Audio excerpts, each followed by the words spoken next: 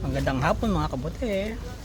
Yan po yung makikita nyo, yung view po. Nandito po kami ngayon sa Rose Garden. Kahit naulan po, marami po siyang tao.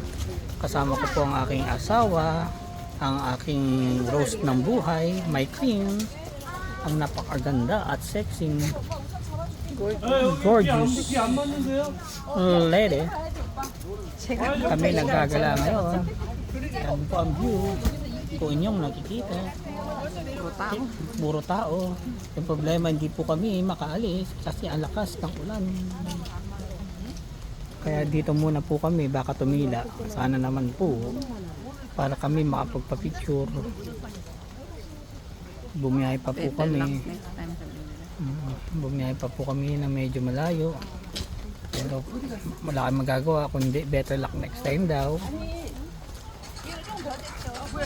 Happy anniversary. Happy one. Wala ko. Ay, 1 month na ba tayo? Oo nga.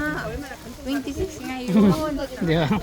26 ngayon. Oh, kaya nga alam ko. 1 month wedding anniversary na pala natin. Kaya nga alam ko.